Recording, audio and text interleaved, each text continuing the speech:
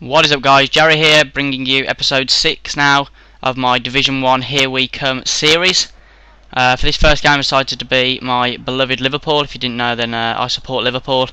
And you know, you've got to play big Andy Carroll when being Liverpool. He can produce stuff like that. I do enjoy Andy Carroll. I think he's a really good player, despite a lot of criticism that he's had. He played well in the Euros, in my opinion.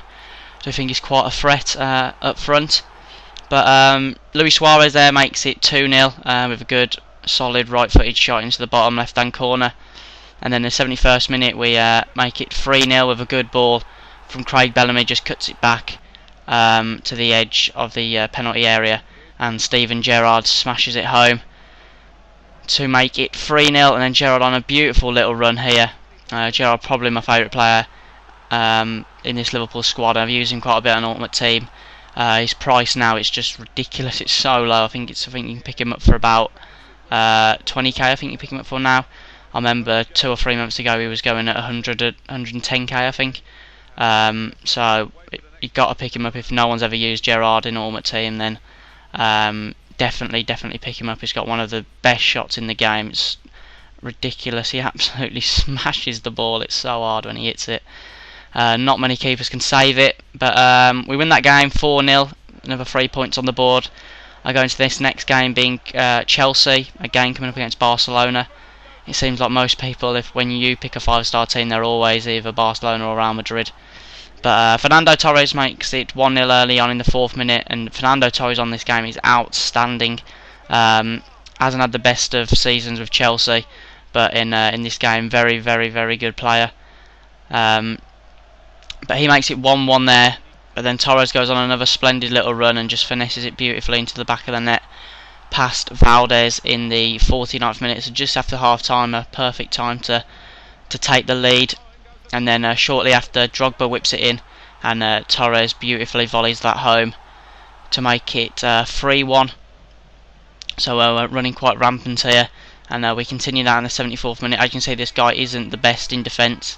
And Barcelona, in my opinion, they don't have the greatest of defence. Stats, overall ratings wise, it's quite good. But Puyol and Piqué are both very slow. So they're not the best in defence. You can easily skip by them if the guy isn't contained defending or jockeying. So it's pretty easy to just skip past them. And obviously, Dani Alves is very attacking. So you usually got quite a bit of room down that left-hand side. But we go into the next game, Manchester City. We've got one of the strongest sides in the game. Obviously, 2 very fast centre-backs. Actually, they've got quite a quick team all round, to be honest. Very decent side. But in the 2nd minute, we set Aguero free, and it's a beautiful chip over Casillas again. This guy being Real Madrid. But a beautiful start from Sergio Aguero there. I haven't used his blue card. It looks absolutely unbelievable. Put in the comments if anyone's used his blue card, because it does look very good. I'd love to be able to get my hands on that card. But the 7th minute, he equalises with Di Maria. Who Di Maria, in my opinion, he's so overrated, and people say he's a very good player. I think he is a good player, but he's not as good as people say he is, in my opinion.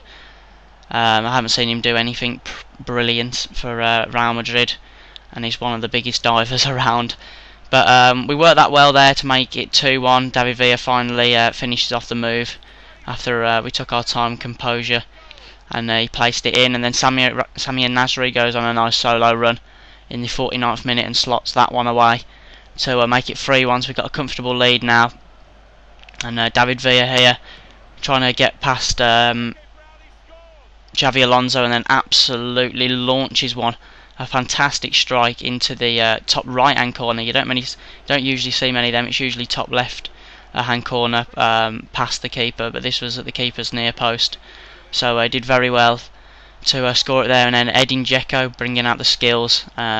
Usually he's known for his heading ability and hold up play, but it shows there he's agile while taking it around the keeper. So that's another 3 points on the board. Win that game 5-1. So if you enjoyed this episode, then please give it a like, and I'll see you next time.